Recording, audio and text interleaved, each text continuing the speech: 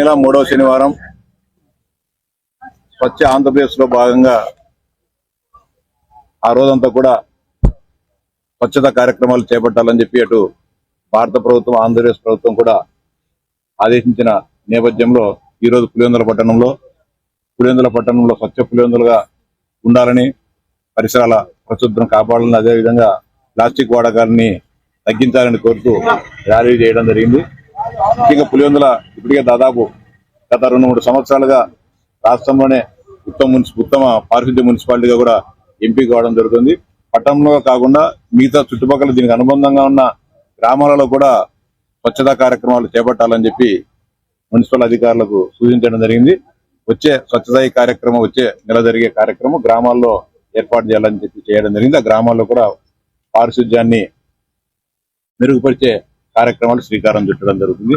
అలాగే ఇక్కడ పాత మెడికల్ ఆసుపత్రి నుంచి ఏరియా హాస్పిటల్ ను ఈ కడప రోడ్ లో మార్చిన తర్వాత ఇక్కడికి వచ్చే రోగులకు అనేక రకాలుగా ఇబ్బందులు పడడం జరుగుతుంది. అంటే ఇక్కడికి వచ్చేవారు కానీ పోయేవారు కానీ మళ్ళీ పట్టణంలో కానీ గ్రామాలకు పోవాలంటే బస్సుల కోసం వాహనాల కోసం ఎదురు చూడాలంటే ఎండలో ఉండాల్సిన పరిస్థితి ఉంది. వీటిని అన్ని గమనించిన తర్వాత జిల్లా కలెక్టర్ గారి దృష్టికి తీసుకొని పోయి 2 వైపుల రోడ్డుకు ఇటువైపు పులివెందుల వైపు అదేవిధంగా కడప వైపు 2 బస్ షెల్టర్లను నిర్మించాలని ప్రభుత్వాన్ని నివేదించినప్పుడు 19 లక్షల రూపాయలు మంజూరు చేయడం జరిగింది. ఆ 19 లక్షల రూపాయలతో ఈ 2 బస్ షెల్టర్లను ఈరోజు నిర్మించి ప్రారంభించడం జరిగింది. దీన్ని సద్వినియోగం చేసుకోవాలని చెప్పి ఆసుపత్రికి వచ్చే ప్రజలకు విజ్ఞప్తి చేస్తాము. అలాగే మన నియోజకవర్గ శాసనసభ్యులు మన ప్రాంతంలో ఉన్న ప్రజలు కానీ, రైతులు కానీ, నిరుద్యోగ యువత కానీ అనేక సమస్యలు ఎదుర్కొంటున్నారు. అదేవిధంగా నియోజకవర్గంలో అనేక గ్రామాలు, ముఖ్యంగా చక్రాయపేట మండలంలో తీవ్ర తాగునీటి అద్దడి నెలకొంది.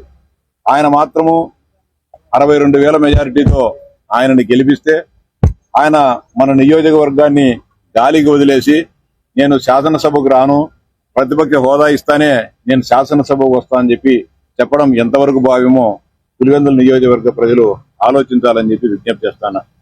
నిన్ను గెలిపించింది ఈ రాష్ట్ర ముఖ్యమంత్రిగా కాదు, ఈ నియోజకవర్గ శాసనసభ్యుడిగా గెలిపించడం జరిగింది.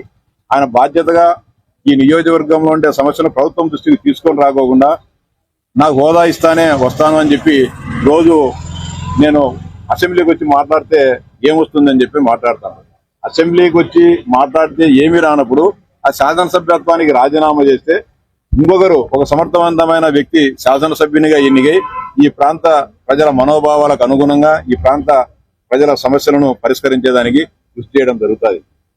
అంతేకాకుండా ఇన్సూరెన్స్ లో కూడా జగన్మోహన్ రెడ్డి గారు మేము బాగా చేశామని చెప్పి చెప్పడం జరిగింది. మన ఇటీవల కౌన్సిల్లో కూడా చాలా చర్చ జరిగింది. ఈ సందర్భంగా ఒకటే మాట్లాడటం, గత 5 సంవత్సరాలుగా రబీ పంటల ఇన్సూరెన్స్ ఎందుకు గాను జగన్మోహన్ రెడ్డి గారు ఇవ్వలేదో ఆలోచించాలా, ఎందుకు గాను ఇవ్వలేదో చెప్పాలని చెప్పి వైఎస్ఆర్సీపీ నాయకులను అడిగితే ఈ రోజు కూడా సమాధానం లేదు.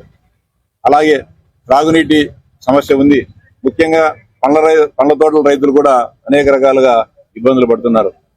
ఆయన ముఖ్యమంత్రిగా ఉన్నప్పుడే అరటికి సంబంధించి కోల్డ్ స్టోరేజ్ ప్లాంట్ ను ఇక్కడ కట్టేదాన్ని నిర్మించేదానికి ప్రారంభించిన 5 సంవత్సరాల్లో కూడా దాన్ని కనీసం 35 కోట్ల రూపాయలు ఖర్చు పెట్టి కూడా ఖర్చు చేయలేని వస్తుంది. కనీసం ఇది కొత్త ప్రభుత్వమైనా కూడా ఆ బ్యాలెన్స్ నిధులను ఇచ్చి దాన్ని పూర్తి చేయమని చెప్పి ఎందుకు కానీ జగన్మోహన్ రెడ్డి గారు ఒక లేఖ కానీ లేకపోతే కనుక అసెంబ్లీకి వచ్చి మాట్లాడడం కానీ ఎందుకు కానీ చేయడం లేదు, అర్థం కావడం లేదు. అంతేకాకుండా 100 కోట్ల రూపాయలతో ఈ నియోజకవర్గంలో రోడ్లకు ప్రధానమంత్రి గ్రామీణ సడక్ యోజన పథకం కానీ, ఎక్స్టెండెడ్ ఎయిడెడ్ ప్రాజెక్టు కానీ, ఇతర R&B నిధులు కానీ, పంచాయతీరాజ్ నిధులతో 100 కోట్లు విడుదల చేయడం జరిగింది. టెండర్లు కూడా పిలిచారు. కనీసం సగం రోడ్లు కూడా 5 సంవత్సరాల్లో మంజూరైన సగం రోడ్లు కూడా పూర్తి చేయక ఈరోజు అనేక గ్రామాలకు సరైన రహదారులు లేక ఇబ్బందులు పడడం జరుగుతోంది. ఈ కొత్త ప్రభుత్వంలో పూర్తి చేయాలని చెప్పి ప్రభుత్వం దృష్టికి తీసుకొని రావడము, రహదారుల సమస్యను పరిష్కరించాలని చెప్పి గౌరవ మన శాసనసభ్యులు ఎందుకు గాను ప్రభుత్వం దృష్టికి తీసుకొని రాలేదో ప్రజలు ఆలోచించాలని చెప్పి విజ్ఞప్తి చేస్తాను.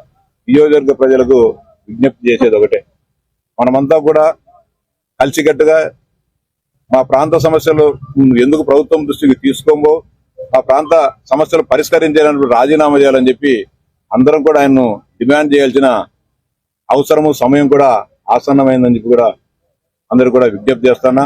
అలాగే నియోజకవర్గంలో ఉన్న అన్ని సమస్యలను కూడా ప్రభుత్వం గౌరవ ముఖ్యమంత్రి గారి దృష్టికి తీసుకొని అన్నిటిని కూడా పరిష్కరించడం జరుగుతుంది. ముఖ్యంగా చక్రాయపేట మండలంలో ఉండే ఈ శాసనసభ్యులు పట్టించుకోకుండా చక్రాయపేట మండలంలో ఉన్న తాగునీటి సమస్యను పరిష్కరించడానికి ఇప్పటికే దాదాపు ఒక 7 గ్రామాల్లో బోర్లను వేసి మోటార్లను కూడా బిగించి చేయడం జరిగింది. మరికొన్ని కానీ నిన్న ఈ రోజు మా దృష్టి రావడం జరిగింది. వాటిని కూడా ప్రభుత్వం దృష్టికి తీసుకుపోయి నిధులను విడుదల చేయించి ఎక్కడ కూడా నియోజకవర్గంలో ఏ ఒక్క వ్యక్తి కూడా త్రాగునీటి సమస్య కానీ సాగునీటి సమస్యతో పంటలు ఎండిపోయిన సమస్య రాకోకుండా అన్ని చర్యలను కూడా చేపట్టడం జరుగుతుంది. ప్రతి ఒక్కరూ తప్పనిసరిగా యూట్యూబ్లోకి వెళ్ళి కడప వార్తను లైక్ చేయండి, సబ్స్క్రైబ్ చేయండి. ఇట్లు మీ జి రమణయ్య, ఎడిటర్, కడప వార్త.